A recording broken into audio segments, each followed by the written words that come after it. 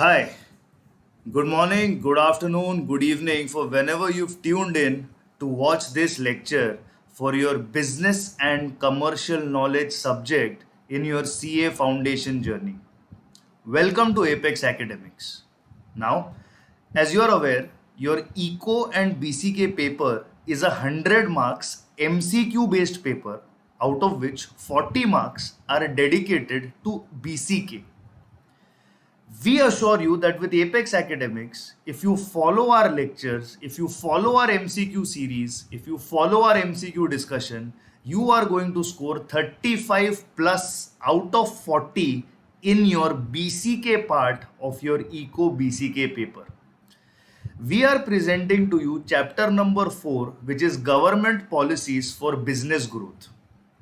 In this lecture, we have curated 50 MCQs for your understanding of this particular chapter. We guarantee you that if you do these 50 MCQs, your chapter number 4, Government Policies for Business Growth, is going to be completely covered. Comma, full stop, exclamation mark, question mark, सब कुछ cover हो जाएगा. एक भी ऐसी चीज नहीं रह जाएगी जो आपके चैप्टर नंबर 4 में छूटेगी. 50 सवाल है. पूरा लेक्चर दो टुकड़ों में बटा हुआ है. In the first part we are going to discuss close to 30 MCQs and in the second part we're going to discuss the other 20 or 30 MCQs as you know the lecture is paced.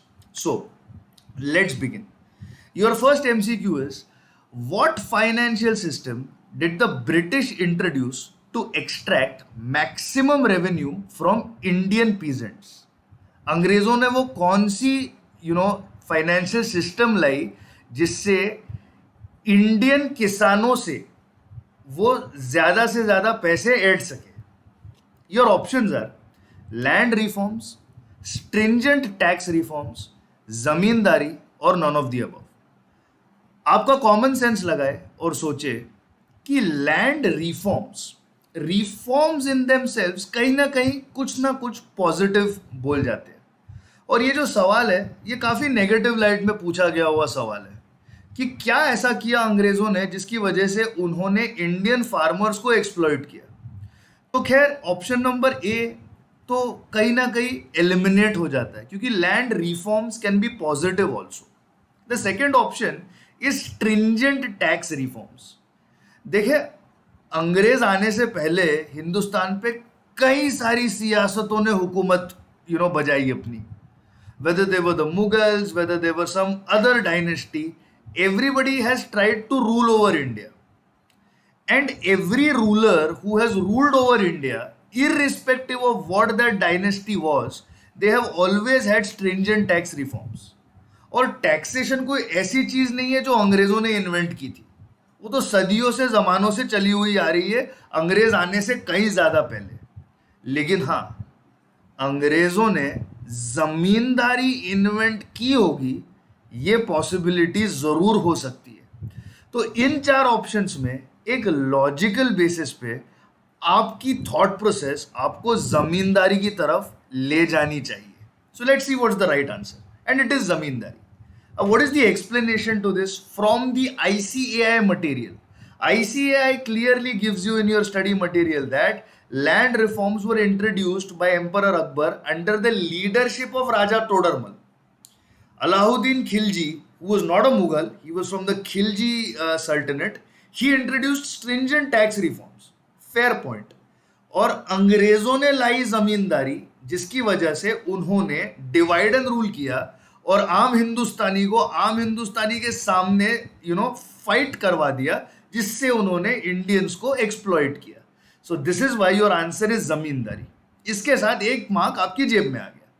Question number 2, inflation, tax rates, interest rates and exchange rates are macro economic factors that impact business.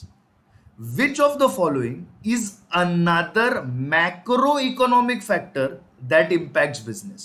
Your options are national income, gross domestic product, regional sectoral customer market demand for the products and services of the business, impact of political factors on the acceptability of products offered by the business.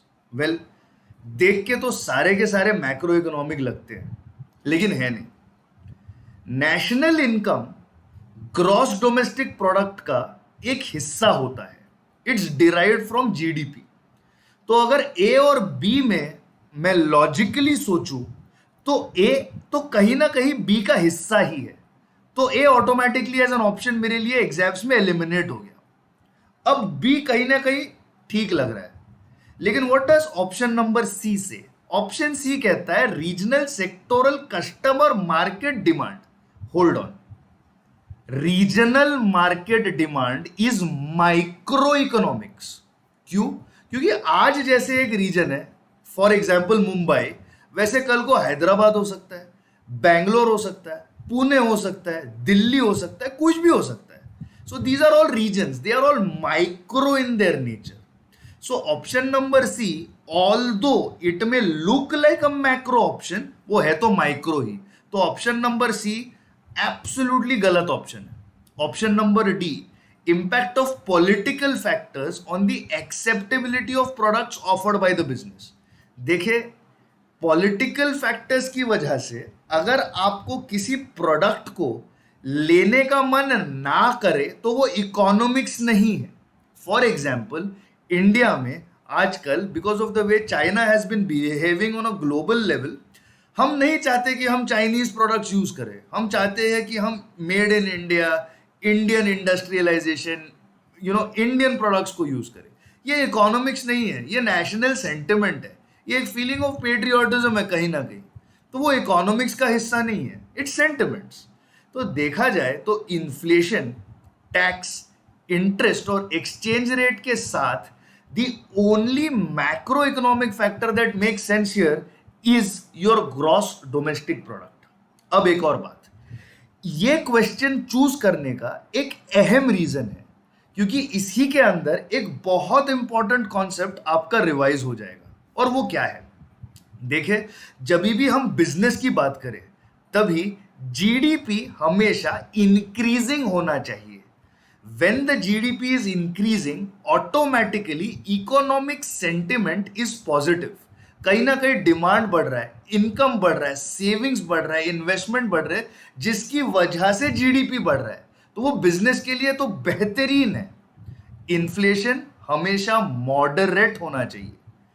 Inflation को देख के हम हमेशा यही सोचते हैं, महंगाई महंगाई महंगाई, पेट्रोल 120 का, दाल इतने की, रोटी इतने की, चावल इतने की, सो ऑन एंड सो फोर्थ। लेकिन जब तक एक मॉडरेट इन्फ्लेशन नहीं होता तब तक हमारे लाइफ में भी ग्रोथ नहीं हो पाएगा। As companies charge higher prices for their products, we as employees of those companies will derive higher salaries.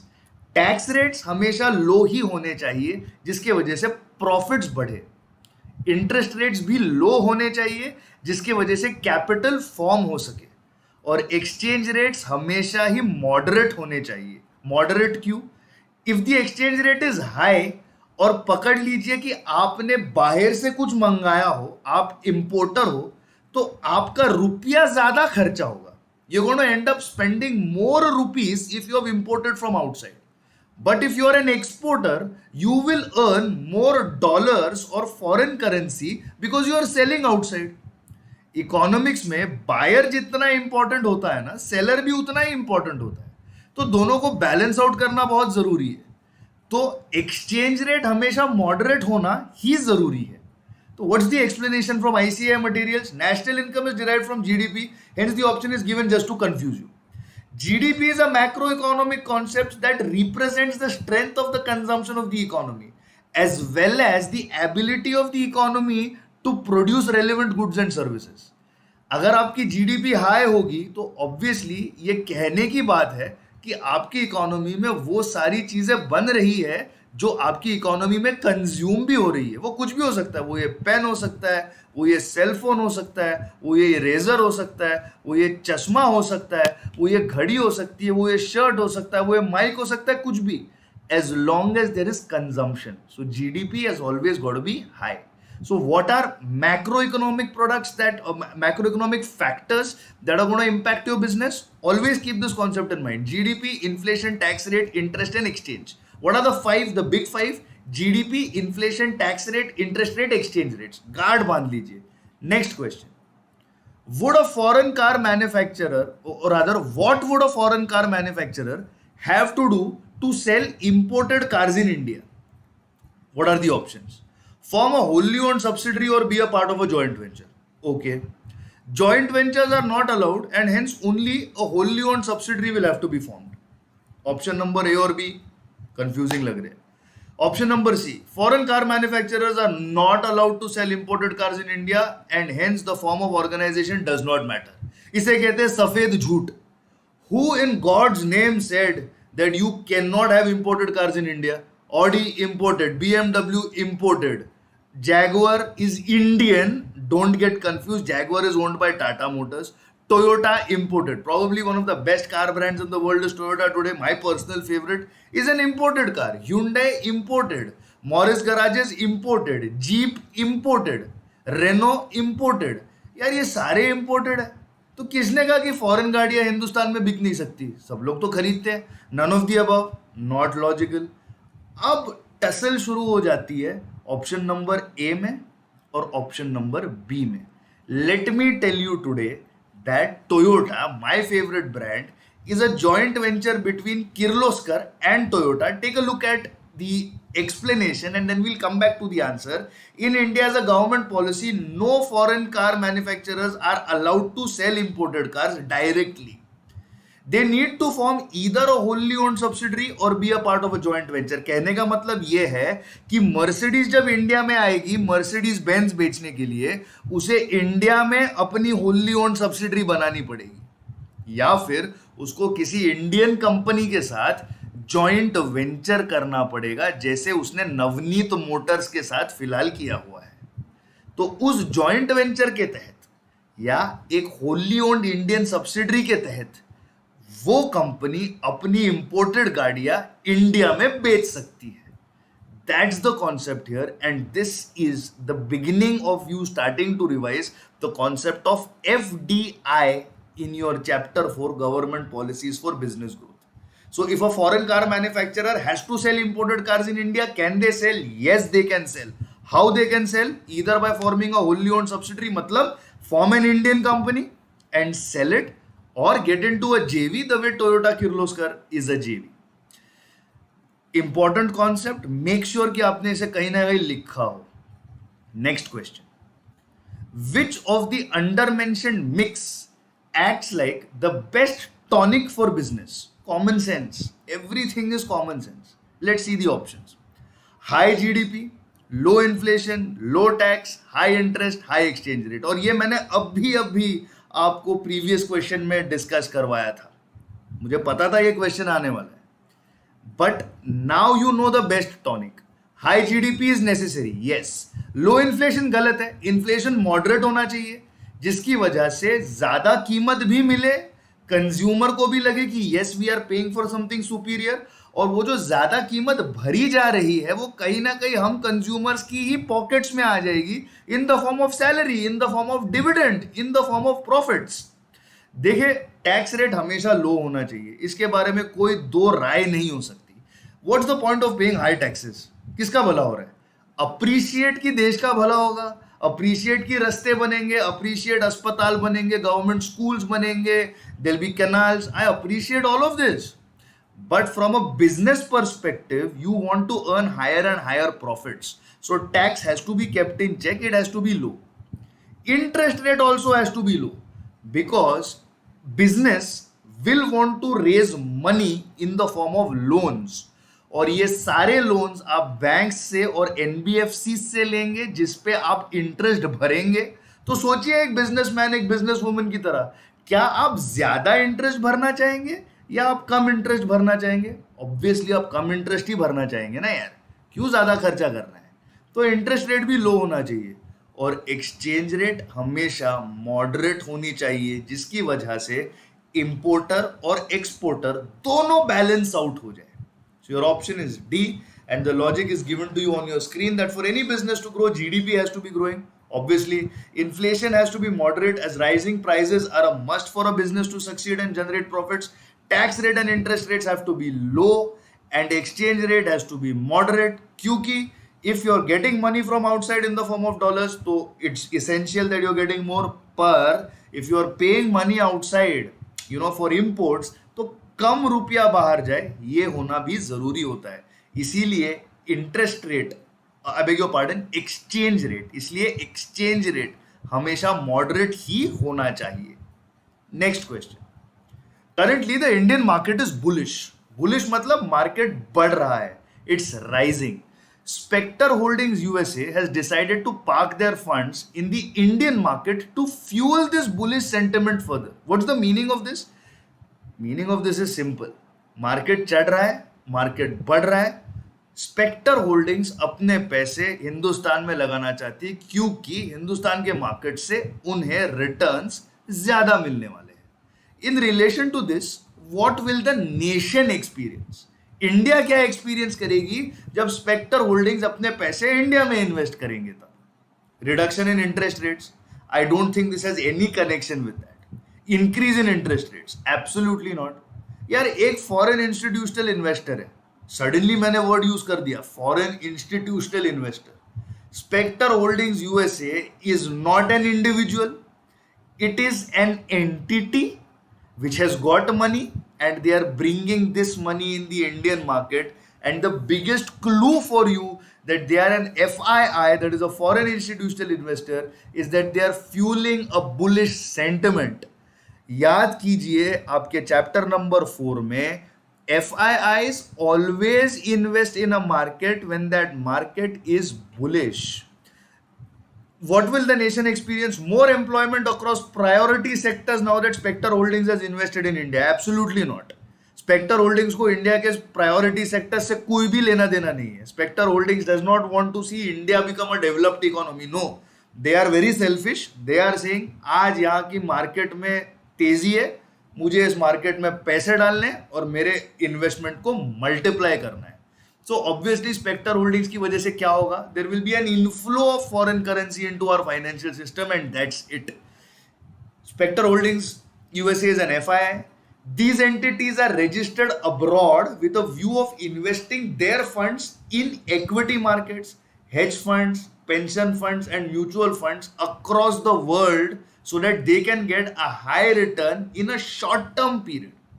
Hence, if you want a high return in a short period, you need to be in a bullish market, that is a market which is on the rise. You cannot be in a market that is going like this, सीधे line में. नहीं, हमें चाहिए market जो जा रहा है ऊपर, क्योंकि हमें अपनी इन्वेस्टमेंट को ज्यादा से ज्यादा बढ़ाना है कम से कम वक्त में. And that is exactly what an FII has to do. What happens because of that? वो बाहर से अपने पैसे लाते हैं और इंडिया में लगा देते हैं. तो इंडिया को क्या मिलता है? इंडिया को मिलता है inflow of dollars into the Indian money supply system. क्यों मैंने कहा डॉलर? क्योंकि इट्स फ्रॉम अमेरिका. ये यूके का होता तो मैं कहता पाउंड्स. ठीक है जी. सो क्लियर फंडा, very simple. Always remember, interest से इसका कोई लेना देना नहीं होगा. Question number 6, again connected to Spectre Holdings only. Spectre Holdings has decided to park their funds in the Indian market, which was bullish. अब आए थे तब bullish थी मार्केट, पर अब bullish से धीरे धीरे कम हो रही है. Now the Indian market has reached its peak and now it's starting to decline. देखिए, जो नीचे है वो ऊपर जाएगा, जो ऊपर जाएगा वो ऊपर से नीचे आएगा, फिर वापस ऊपर जाएगा. This is the law of nature. This is God's natural law. You can't change it. तो ऐसे वक्त में when the Indian market has now started to decline, Spectre Holdings क्या करेगा? Augment their losses by diversifying further into other sectors of the Indian economy. मतलब अगर उन्होंने FMCG में पैसे लगाए हैं, वहां से निकाल के इंफ्रास्ट्रक्चर में डाल देंगे. इंफ्रास्ट्रक्चर में डाले हो, नहीं चल रहा है इंफ्रास्ट्रक्चर, वहां से निकाल के बैंकिंग में डाल दिए, ITS में डाल दिए, ऑटो सेक्टर में डाल दिए, एग्रीकल्चर में डाल दिए, मैन्युफैक्चरिंग में डाल दिए. कहीं ना कहीं पैसे एक सेक्टर से निकाल के दूसरे सेक्टर में, दूसरे इंडस्ट्री में डाल दिए, लेकिन पैसा इंडियन इकोनॉमी के अंदर ही रखा. दैट इज ऑप्शन नंबर ए. और ये स्पेक्टर होल्डिंग्स कभी भी नहीं करेगी, क्योंकि उन्हें चाहिए high returns in short term periods. तो क्या करेगी Spector holdings? Will they continue to hold their investment as they wait for the market to rise up? Absolutely not. उनमें उतना पेशेंस है ही नहीं. liquidate and move their funds to another nation where the market is bullish? जी हाँ, FIIs are selfish, they are opportunistic, मौका परस्त होते हैं, जहां मौका दिखा वहां ये भागे, ये होते FII. They are not loyal at all. The moment they see a bullish market, they will throw their money in that market. वो मार्केट उतरने लग गई, they will pull their money out of that market and park that money now in some other market which is now showing you bullish trends. इसकी वजह से the moment Indian market starts getting on the lower side, starts declining, things get difficult, वो अपनी दुम दबा के भागेंगे, अपने पैसे निकालेंगे और दूसरे किसी देश के मार्केट में अपना पैसा जो है इन्वेस्ट कर देंगे. Whenever a market in which an FII has invested reaches its peak and it begins to decline, the FII is going to move its funds to another country. The euphoria of FII bringing in capital is always short-lived. Euphoria मतलब excitement, एक madness, एक happiness हमेशा short-lived ही होता है, क्योंकि जब भी market नीचे गई FII अपना पैसा निकाल के भाग गया. इसकी वजह से गवर्नमेंट्स को FII से ज्यादा FDI इन्वेस्टमेंट में ज्यादा इंटरेस्ट होता है, क्योंकि FDI एक्चुअली किसी सेक्टर का, किसी इंडस्ट्री का भला कर सकता है, एज अपोज टू FII जो सिर्फ रिटर्न खा के भाग जाएगा. FII आपका वो दोस्त है जो सिर्फ अच्छे वक्त में आपका साथ देगा और जब वक्त बुरा चालू हो जाएगा सबसे पहले ये भाग जाएगा. तो that is what an FII is. इसे याद रखिएगा. Easy 1 mark in your pocket. हाँ, मैं मानता हूं इसमें थोड़ा बहुत इंटरप्रिटेशन करना पड़ेगा, कर लीजिए, कोई बात नहीं. You are chartered accountants, going to be नहीं, you are chartered accountants. I can see a chartered accountant in front of me watching this video right now. So as far as I am concerned, you are a chartered accountant. So now interpret the story in the reality. That is what a chartered accountant does, and successfully you have done it with option number C. Let's go to the next question. Which of the following is imperative while assessing the impact of one variable on an economy? Variable मतलब क्या? वो चीज जिसकी value बदल सकती है, जिसकी value बदलने वाली है, जिसकी वैल्यू बदलती रहेगी. A stability of non-economic factors like political, social, environmental, technological and ecological factors. A variable is going to change. Therefore, it is essential to see how these impacts, what impacts non-economic factors like political, social, environmental, ecological, technological, जब इनमें changes हो तब variable में क्या changes हो. तो इनको stable रख के कोई मतलब नहीं है, इनके साथ साथ वो वेरिएबल कैसे बदलता है वो समझना है. Growing GDP, moderate inflation, low tax rate, low interest rate, moderate exchange rate. ये तो भैया किसी और सवाल का जवाब सीधा सीधा यहां पे चिपका दिया उन्होंने. To hold other things constant while we assess the impact of the variable. याद कीजिए आपके 12th स्टैंडर्ड के इकोनॉमिक्स को. Other things being constant, all other things being equal, इसी से शुरू होते थे सारे आपके इकोनॉमिक थियरीज और लॉज. या वो यूटिलिटी हो, या वो डिमांड हो, या वो सप्लाई हो. Everything is analysed by keeping one thing variable and the other things constant. So whenever you are going to study demand, you are studying demand with respect to price. तो demand study करने के वक्त क्या variable होता था? Price variable होता था. पर कांस्टेंट क्या होता था? Customers likes and preferences, state of technology, tax rate, ये सारी चीजें कांस्टेंट होती थी, क्योंकि हमें डिमांड के ऊपर प्राइस का इंपैक्ट स्टडी करना था, ना कि टैक्स का, ना कि पॉलिटिकल फैक्टर्स का, ना कि टेस्ट एंड प्रेफरेंसेस का, ना कि सब्स्टिट्यूट गुड्स का. तो इसीलिए ऑप्शन नंबर सी लॉजिकली सबसे सही है, क्योंकि सारे अलग फैक्टर्स को वो एक तरीके से कांस्टेंट रखता है और उसी वेरिएबल के ऊपर फोकस करता है. Option number D, implement economic policies and sanctions on the variable in question to assess its impacts on the economy. It's gibberish. It's actually a moot point. This point is that's all this point is. कुछ दम नहीं है इस point में, ये आपको confuse करने के लिए दिया हुआ है.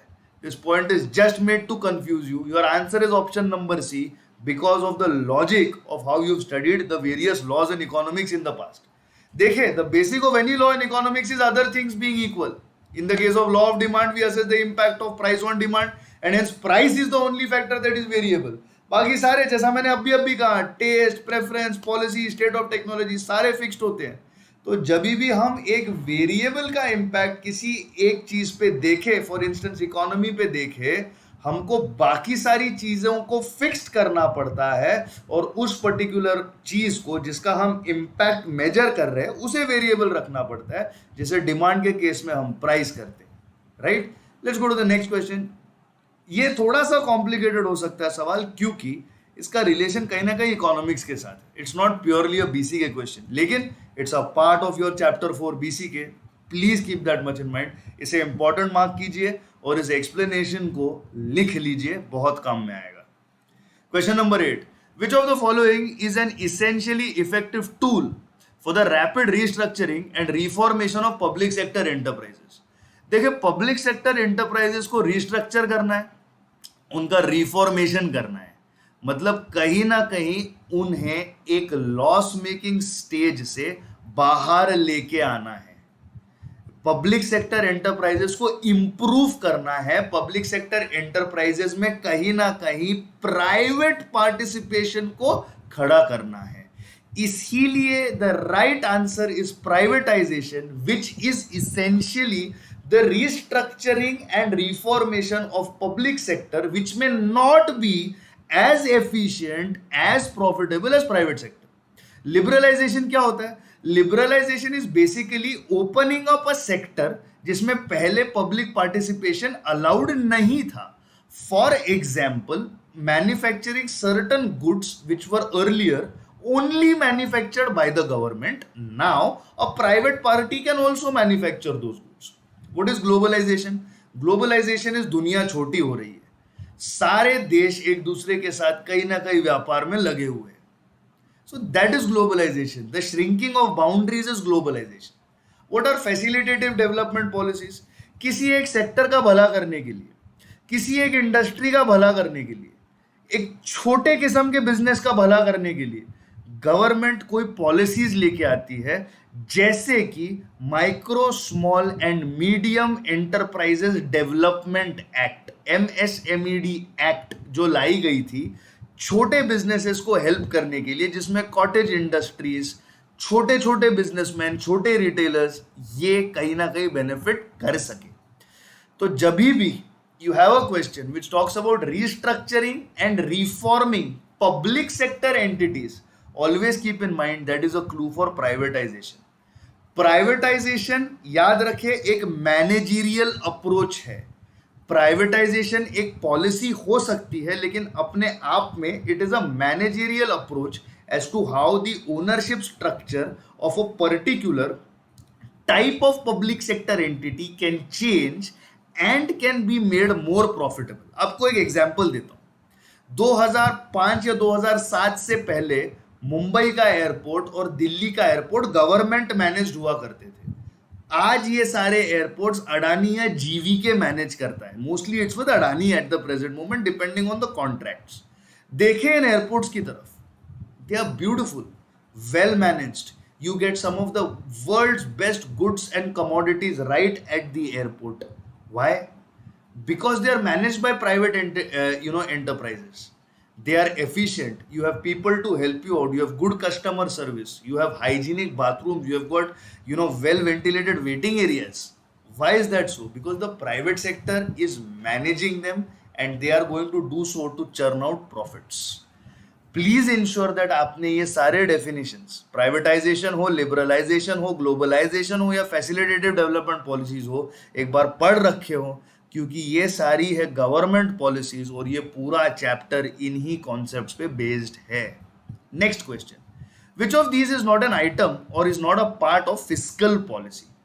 Government expenditure, tax revenue, non tax revenue and supply of money. Fiscal policy होती क्या है? Fiscal policy in simple terms is government को मिलने वाली इनकम और गवर्नमेंट के होने वाले खर्चे, ये होती है फिस्कल पॉलिसी. गवर्नमेंट एक्सपेंडिचर मतलब गवर्नमेंट के होने वाले खर्चे। अब ये खर्चे किस पे हो सकते हैं? ये खर्चे हेल्थ केयर पे हो सकते हैं, ये खर्चे डिफेंस पे हो सकते हैं, ये खर्चे एजुकेशन पे हो सकते हैं, ये खर्चे ट्रांसपोर्ट पे हो सकते हैं। टैक्स रेवेन्यू, सीधा सीधा आपने टैक्स भरा, गवर्नमेंट की कमाई हो गई। नॉन टैक्स रेवेन्यू, आपने ट्रैफिक लाइट को सिग्नल तोड़ा, सिग्नल जंप किया, आपको पुलिस ने पकड़ा, आपने फाइन भरी, आपने कोर्ट में किसी चीज की एक फीस भरी, आपने कोई प्रॉपर्टी खरीदते हुए उसके रजिस्ट्रेशन चार्जेस भरे। ये सारे रेवेन्यूज गवर्नमेंट को ही जाते हैं, लेकिन वो टैक्स नहीं होता, लेकिन गवर्नमेंट की कमाई होती है। तो ये तीन फैक्टर्स कहीं ना कहीं एक तरीके से गवर्नमेंट की या तो खर्चे या तो कमाई को सिग्निफाई डिनोट करते हैं। लेकिन सप्लाई ऑफ मनी ये गवर्नमेंट के कोई खर्चा या गवर्नमेंट का कोई इनकम नहीं है। सप्लाई ऑफ मनी कहीं ना कहीं एक इकोनॉमिक पॉलिसी है जिसको तय करती है रिजर्व बैंक ऑफ इंडिया, और उसको सजेस्ट करती है मिनिस्ट्री ऑफ फाइनेंस को। तो रिजर्व बैंक ऑफ इंडिया कल बोलेगी कि हमको मनी सप्लाई को बढ़ाना है, कम करना है, ये डिसीजन लेंगे गवर्नर ऑफ आरबीआई। इसका फिस्कल पॉलिसी से कोई डायरेक्ट लेना देना नहीं होता है, इसीलिए it is not a part of fiscal policy. What is fiscal policy? Again, quick revision. Fiscal policy refers to those matters that impact the government expenditure and government revenue. Here, A, B, and C refer to government expenditures and government revenues, whereas option number D is purely an economic policy implemented by the central bank of any nation. वो America का Federal Reserve हो या हिंदुस्तान की RBI हो, supply of money central bank ही तय करती है। Next question. Bechtel Corporation, a large American construction company, wants to start a 100% subsidiary for the purposes of constructing roads in India to the extent specified in government tenders.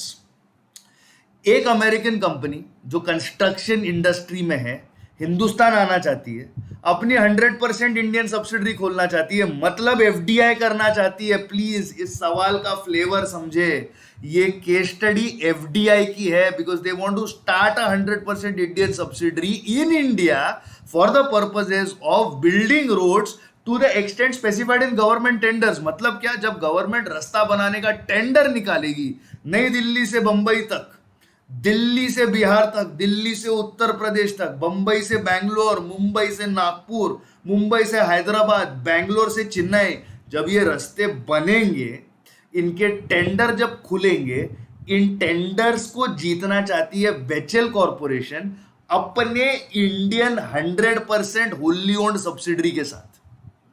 ये बेचेल corporation को दिखता है huge potential in this market after recent announcement made by the government of India. Government ने कोई announcements किए होंगे कि हम इतने किलोमीटर रास्ते बनाना चाहते हैं, उतने किलोमीटर रास्ते बनाना चाहते हैं, so on and so forth. As their principal economic adviser in India, आप उनके प्रिंसिपल इकोनॉमिक एडवाइजर हो, तो इन ऑप्शंस में से आप उन्हें कौन सी सलाह देंगे कि एफडीआई इस पर्टिकुलर सेक्टर में पूरी तरीके से गवर्नमेंट रूट से प्रोहिबिटेड है, इस पर्टिकुलर सेक्टर में एफडीआई अलाउड है, FDI is prohibited in this sector not just under government but also under automatic route, and the last option is A and C. This question is clearly meant to test your understanding कि किस किस sector में FDI allowed है और किस किस sectors में FDI allowed नहीं है। याद रखिए, इसमें टेस्टिंग पार्ट आपका है एक्सेप्शंस का। एक अमुक सेक्टर में एफडीआई अलाउड नहीं है, लेकिन उस सेक्टर के एक्सेप्शंस है। मतलब अगर मैं कहूं एग्रीकल्चर में एफडीआई अलाउड नहीं है, लेकिन उसका एक्सेप्शन है मशरूम प्लांटेशन, मतलब आप मशरूम प्लांटेशन कर सकते हो। इसी तरीके से रियल एस्टेट और कंस्ट्रक्शन में एफडीआई अलाउड नहीं है, लेकिन इसमें एक एक्सेप्शन यह है कि आप डेवलपमेंट ऑफ टाउनशिप कर सकते हो, construction of residential and commercial complexes कर सकते हो, और roads and bridges to the extent specified कर सकते हो। मतलब अगर आप रास्ता बना रहे हो तो आप उतना ही रास्ता बना सकते हो जो उस रास्ते की कंस्ट्रक्शन के लिए स्पेसिफाइड होगा। मतलब 100 किलोमीटर का पट्टा, 500 किलोमीटर का पट्टा, 20 किलोमीटर का पट्टा, so on and so forth. Question में क्लियरली दिया गया है that you are constructing roads as per the extent specified in government tender, ये क्लियरली एक्सेप्शन है FDI in housing and real estate business का। पहली बात, रियल एस्टेट और हाउसिंग में एफडीआई गवर्नमेंट और ऑटोमेटिक रूट से बैंड है। तो अगर आप ऑप्शन नंबर सी सिलेक्ट करेंगे तो आप गलत क्यों होंगे? क्योंकि इस रूल के एक्सेप्शंस 1, 2 एंड 3 है। तो अगर आप 1, 2 एंड 3 में एफडीआई करते हो तो वो अलाउड है, और वो करने के लिए आपको सेटअप करनी पड़ेगी आपकी सब्सिडरी, आपको करना पड़ेगा जॉइंट वेंचर। जैसे भी आपको करना है, आपको उसमें एफडीआई लाना है। तो बेचेल कॉर्पोरेशन को अगर इंडियन सब्सिडरी बनानी है 100% रस्ते बनाने के लिए, तो उन्हें अलाउड है, क्योंकि वो एक्सेप्शनल कैटेगरी में फॉल कर जाते हैं। इंपॉर्टेंट क्वेश्चन है, एफडीआई के एक्सेप्शन से रिलेटेड है, केस स्टडी फॉर्मेट में आया है। आप ये मत सोचिए कि आज तक आईसीआई ने केस स्टडी क्वेश्चंस पूछे नहीं है। उनको 2 मिनट लगेंगे क्वेश्चन फॉर्मेट को चेंज करने के लिए, और आपका पूरा पैटर्न बदल जाएगा। देखते ही देखते सब कुछ बदल जाएगा। वो एक पाकिस्तानी फैन का मीम आता था, पूरा बदल गया, पलट गया, ये हो गया, वो हो गया, वैसे हो जाएगा। प्लीज वैसे होने मत दीजिए। Believe in apex academics, believe in these MCQs. इतने एमसीक्यू कीजिए, मेरा एक्सप्लेनेशन सुनिए, एंड आई गारंटी यू आपका चैप्टर नंबर 4 पूरे तरीके से हो जाएगा, आप रेडी होंगे। Question 11, which option best defines a fiscal policy? अभी थोड़ी देर पहले फिस्कल डेफिसिट का पॉलिसी का क्वेश्चन देखा था। It deals with the supply of money, credit policies and foreign exchange? बिल्कुल नहीं। It pertains to policies related to government revenue and expenditure? जी हाँ, बिल्कुल, because fiscal policy is related only with government का खर्चा और गवर्नमेंट का कमाई, which is government revenue and government expenditure. It is a sectoral policy. कभी भी फिस्कल पॉलिसी सेक्टोरल नहीं हो सकती। फिस्कल पॉलिसी पूरे इकोनॉमी के लिए बनती है, ना कि सिर्फ एक सेक्टर के लिए। ना वो सिर्फ आईटीएस के लिए बनेगी, ना वो सिर्फ इंफ्रास्ट्रक्चर, ना वो सिर्फ मैन्युफैक्चरिंग। ऐसा कभी भी नहीं हो सकता। फिस्कल पॉलिसी पूरे देश के, पूरे इकोनॉमी के लिए बनती है। It is a policy that discourages spending on import and encourages earning from exports? ऐसा बिल्कुल भी नहीं है। फिस्कल पॉलिसी गवर्नमेंट के खर्चे और इनकम को देखती है, वो किसी भी चीज को डिस्करेज करती नहीं है। So it pertains to the policies related to government revenue and expenditure. ये तो एक खैर सिंपल एमसीक्यू था, लेकिन उस कॉन्सेप्ट को रिवाइज पूरी तरीके से कर गया है। Question number 12, what do low tax rates best indicate? जब भी आप लो टैक्स रेट देखें तो इससे आप क्या समझ पाते हो? कि there is an economic optimism and high cost of funds, there is a disincentive to investors owing to a high cost of funds.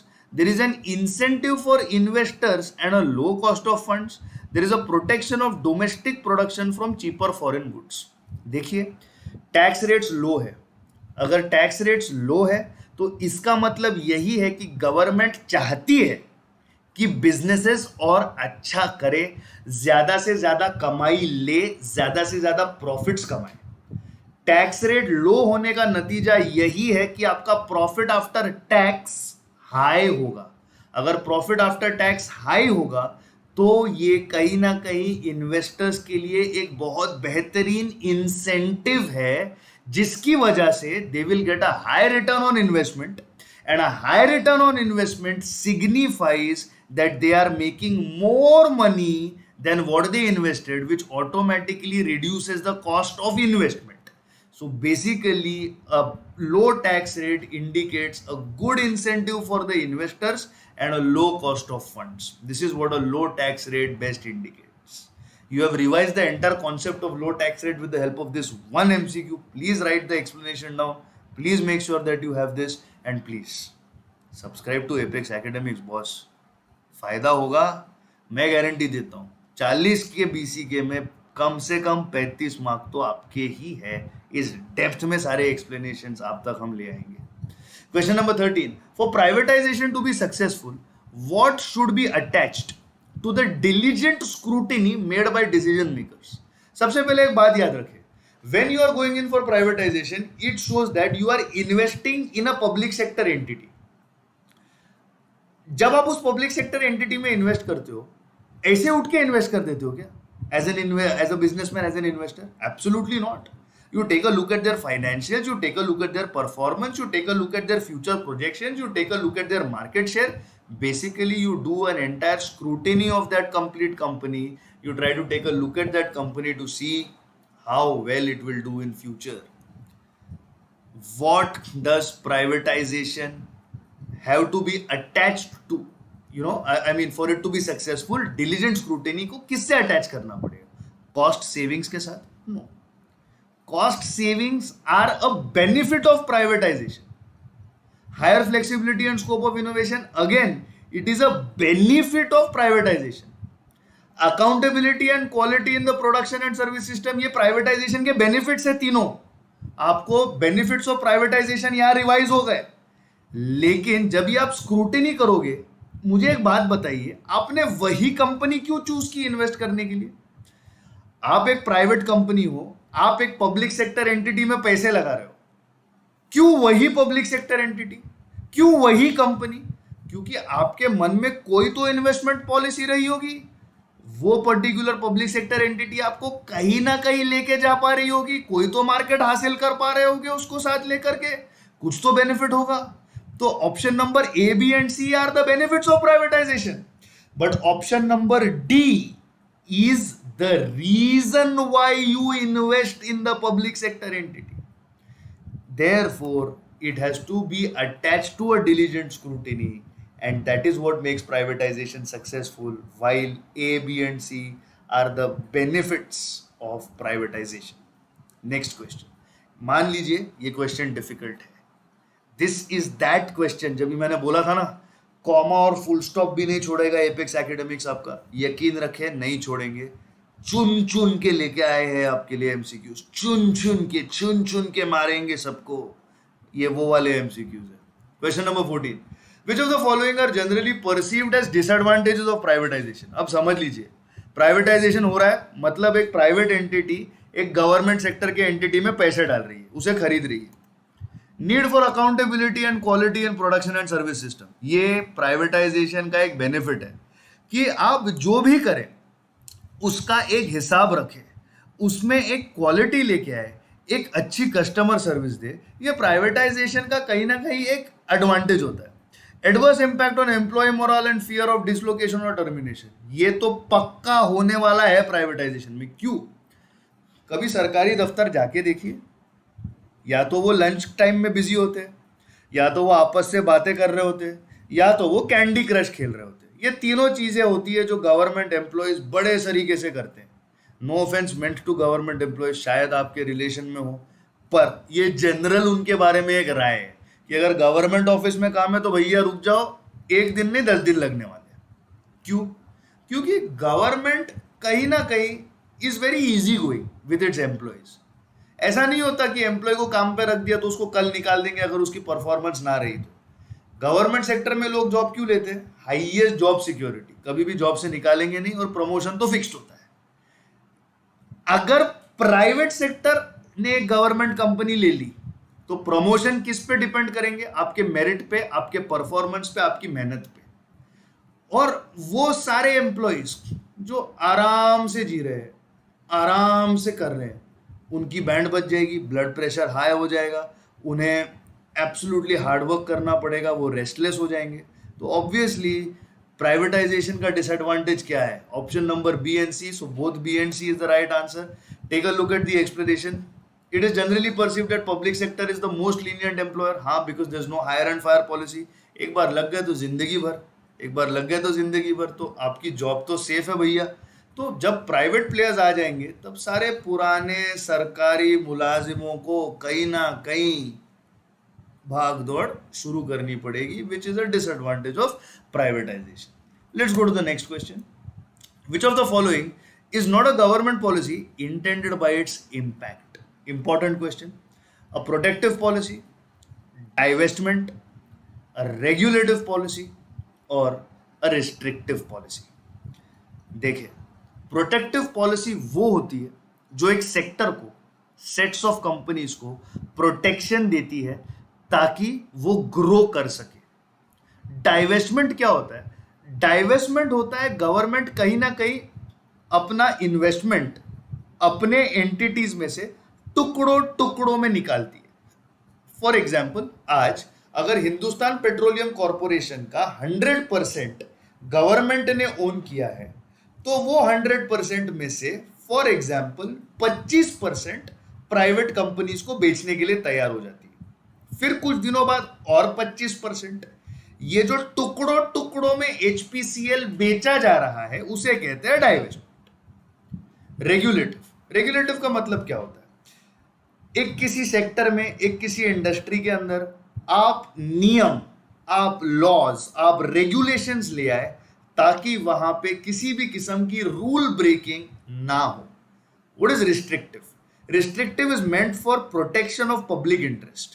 You should never be able to exploit the public at large by the medium of business. So the government will take into consideration certain restrictive activities which will stop a particular player or a particular entity from charging a particular price for some goods. जैसे होता है medicine के case में, आप हजारों लाखों में दवाइयां नहीं बेच सकते, उनको एक रिस्ट्रिक्टिव कैप होता है, ये गवर्नमेंट डिसाइड करती है। तो डाइवेस्टमेंट एक इंपैक्टफुल पॉलिसी नहीं होता, एक गवर्नमेंट मेजर होता है, एक मोड ऑफ एक्शन होता है। देखिए, divestment is not a government policy but rather a mode of action that the government uses to withdraw its participation from a certain entity and offers the same to the private sector. For example, a government may choose to reduce its investment from 100% to 75% in the railways and offer 25% to a private investor as a means to raise capital. देखिए, अगर government अपने shares बेच रहा है तो obviously उनको पैसे मिल रहे हैं। Example Coal India, example LIC, example Bharat Heavy Electricals Limited. ये सारे जो कंपनीज है कहीं ना कहीं they are opening up for private sector ताकि गवर्नमेंट को कैपिटल मिले और गवर्नमेंट वो पैसे कहीं ना कहीं देश के भले में लगा दे। लेकिन protective, regulative and restrictive are absolutely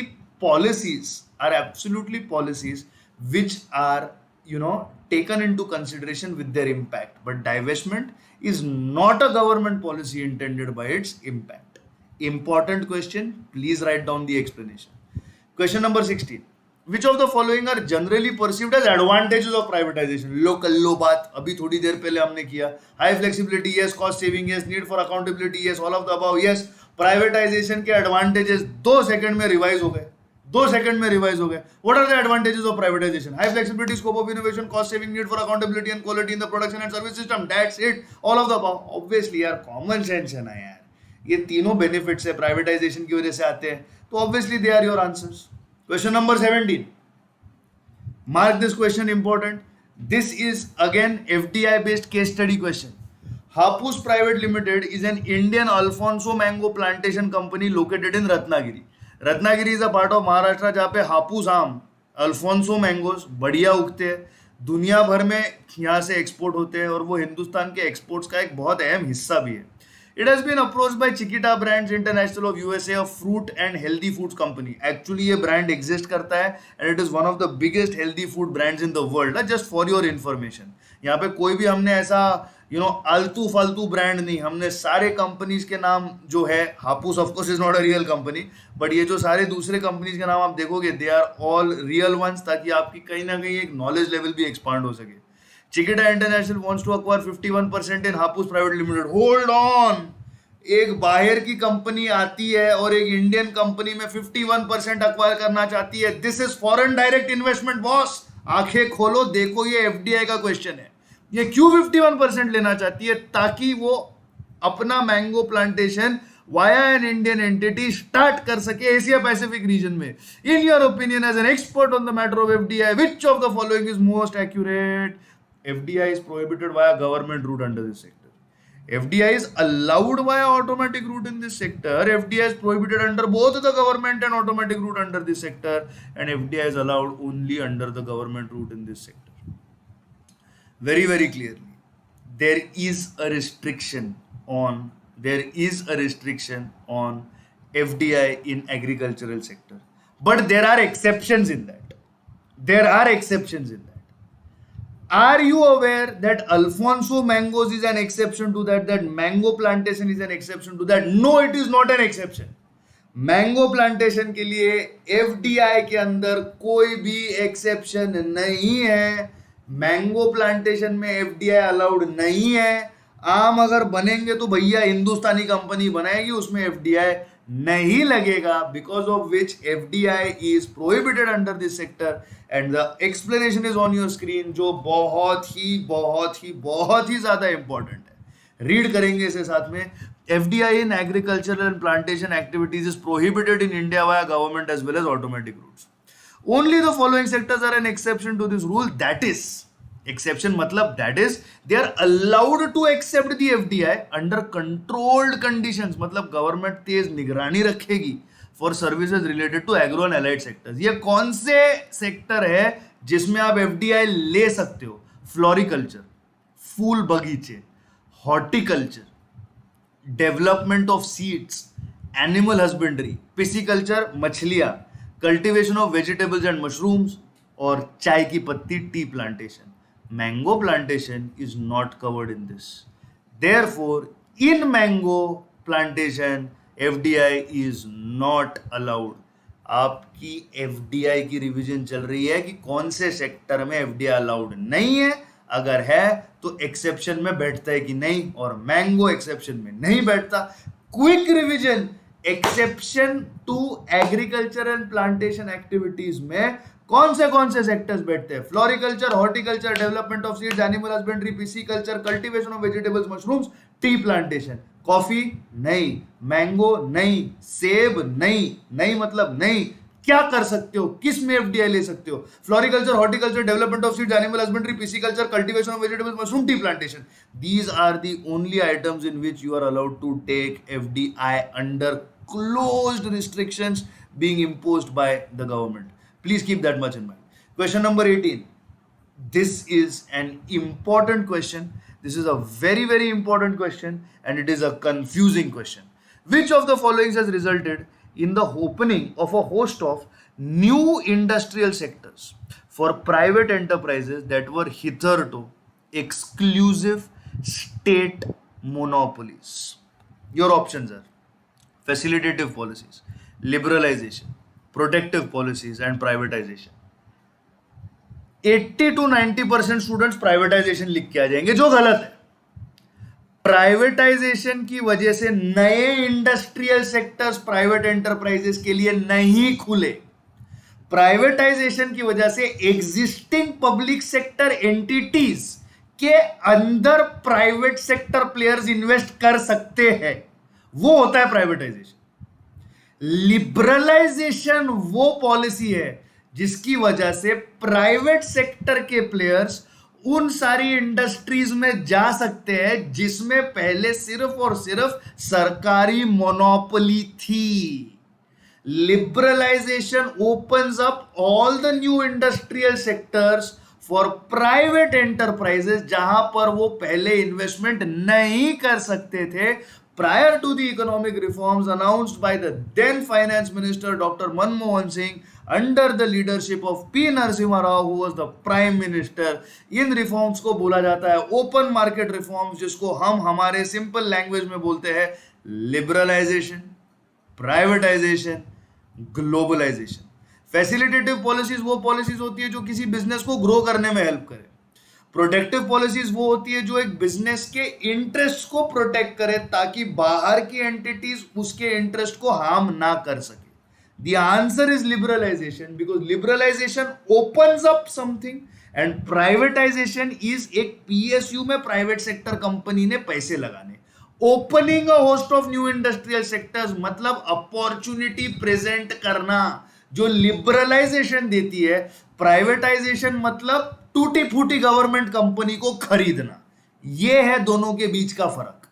facilitative development policies are the ones which facilitate an activity. Liberalization means to remove or loosen restrictions. This happens via dismantling of license, permits, जो लाइसेंस राज था उसे तोड़ दिया। Deregulation, easing of approvals, systematic loosening of legislative and administrative controls over business. Liberalization has resulted in the opening of a host of new industrial sectors for a private enterprise that were hitherto exclusive state monopolies. Hence the right answer is option number B. Please don't get confused and write privatization. Important question है और इसके अंदर हमने सारे concepts के definitions जो है वो कहीं ना कहीं रिवाइज कर लिए हैं।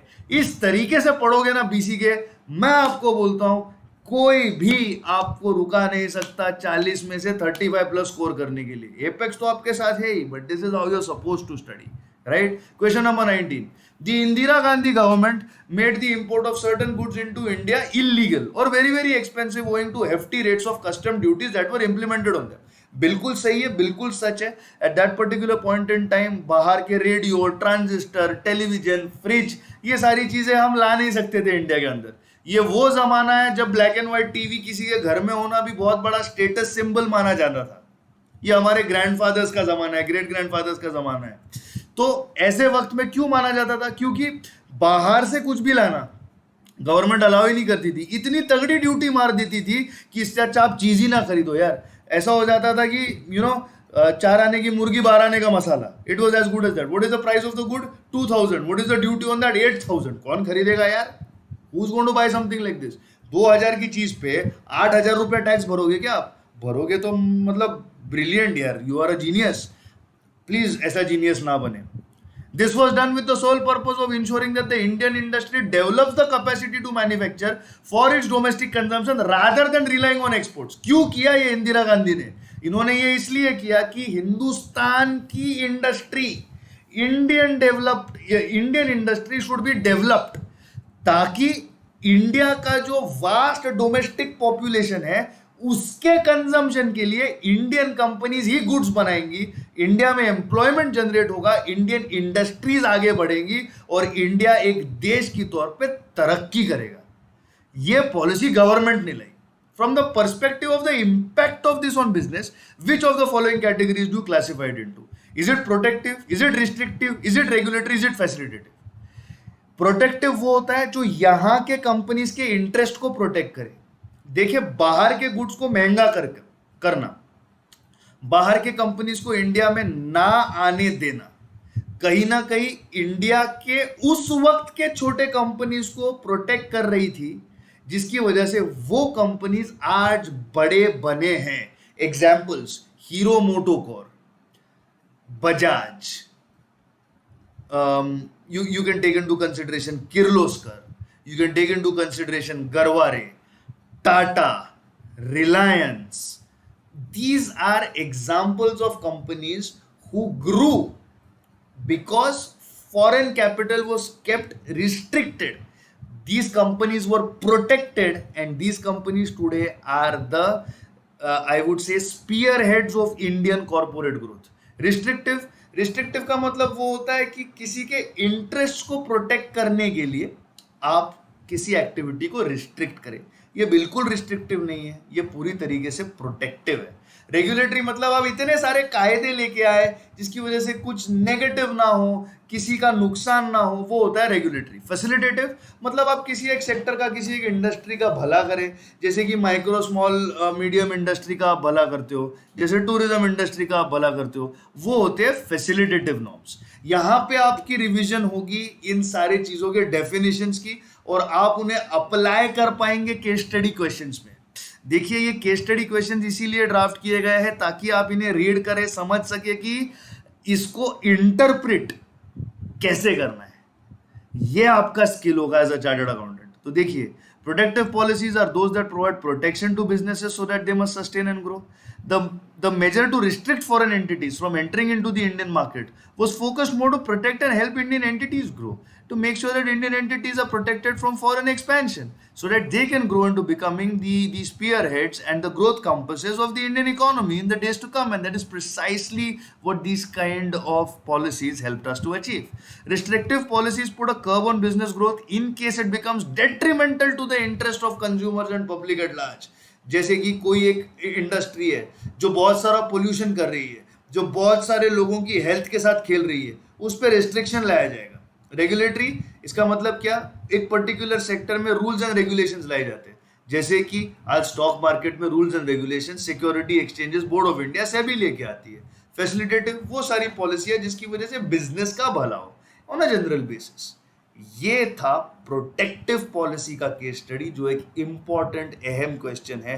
Mark this question as important and please write down the explanation. Question number 20, interesting question. इस तरीके का क्वेश्चन आप कर चुके हैं और कहीं ना कहीं अब हमने रिवाइज किया है, हमको इसका आंसर्स भी आ रहा होगा। केस स्टडी में अप्लाई कीजिए एफडीआई का logic. Mystic Mushrooms Incorporated is an American mushroom cultivator known across the world for its extremely healthy, safe, and hygienic mushrooms. The American company wants to set up a 100% owned Indian subsidiary for the cultivation of mushrooms to meet the high and rising demand of mushrooms in the Indian subcontinent. Subcontinent में सब लोग आजकल mushroom खा रहे हैं, बिल्कुल। पहले vegetarians खाली पनीर खाते थे, अब पनीर के साथ माशाल्लाह mushrooms are available. Very nice, good, very good. So as their advisor on Indian regulations, which of the following would you recommend to them? क्या रेकमेंड करोगे आप मिस्टिक मशरूम्स को? कि एफडीआई यहाँ पे प्रोहिबिटेड है, एफडीआई यहाँ पे अलाउड है, एफडीआई बोथ गवर्नमेंट और ऑटोमेटिक में प्रोहिबिटेड है, या फिर एफडीआई ऑप्शन मतलब ए एंड सी मतलब गवर्नमेंट और ईए ऑटोमेटिक दोनों में रिस्ट्रिक्टेड है? आंसर है कि इसमें एफडीआई अलाउड है। सबसे पहले एग्रीकल्चर और प्लांटेशन और कल्टीवेशन एक्टिविटीज में अहम बात यह है कि एफडीआई अलाउड नहीं है, पर उसके एक्सेप्शंस है। कौन से? Floriculture, horticulture, development of seeds, animal husbandry, pisciculture, cultivation of vegetables, और वहां पे देखिए स्क्रीन में मशरूम्स। मशरूम अगर बनाना हो तो एफडीआई आप ले सकते हो। इसी वजह से mistake mushrooms falls under the exceptional category and therefore they are allowed to set up 100% or any percentage Indian subsidiary to cultivate mushrooms in India. Mushrooms are covered in exception. वापस एक बार एक क्विक रिवीजन की, अगर आप agriculture और plantation activities की बात करें तो जी हाँ, उसमें government as well as automatic route से एफडीआई अलाउड नहीं है, लेकिन इस पर्टिकुलर सेक्टर के कुछ एक्सेप्शंस है। और वो एक्सेप्शंस क्या है? सबसे पहले floriculture, horticulture, development of seeds, animal husbandry, pisciculture, cultivation of vegetables, जिसमें मशरूम्स इंक्लूडेड है। मतलब मशरूम्स में एफडीआई है, आप मशरूम्स में बाहर से पैसा ला सकते हो। और ये सब होने के बाद एक गर्मा गर्म चाय की प्याली, टी प्लांटेशन, उसमें भी आप बाहर से पैसे ला सकते हो। तो क्या पता आप कल सुबह जब जाएंगे सुपरमार्केट में या बाजार में, जब भी आप जाए चाय खरीदे, हो सके कि वो एक इंटरनेशनल ब्रांड की हो, लेकिन भैया एक बात याद रखना, कॉफ़ी तो देसी रहेगी। क्यों? क्योंकि उसमें एफडीआई अलाउड नहीं है। With this question number 20 is completed.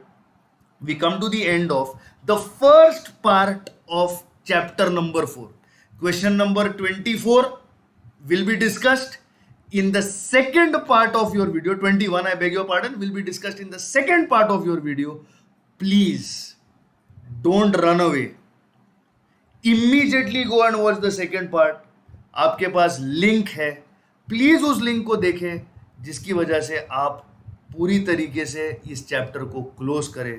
और हाँ, प्लीज प्लीज मालिक माए बाप, सब्सक्राइब टू एपेक्स एकेडमिक्स, जिसकी वजह से ज़्यादा लोगों तक ये एमसीक्यूज पहुंच सके। ये फ्री ऑफ कॉस्ट है, इसमें कोई भी कमर्शियल अरेंजमेंट नहीं है। आप सबका भला होगा और आप सब आपके बीसीके के पेपर में 35 कम से कम स्कोर करें 40 के अंदर। यही ऊपर वाले से दुआ है और ये एमसीक्यूज आपके लिए लेकर आ रहे हैं। Please subscribe, please share and please follow apex academics. Thank you so much, best of luck and immediately start watching the next video, क्योंकि पिक्चर अभी बाकी है मेरे दोस्त। Watch the next video.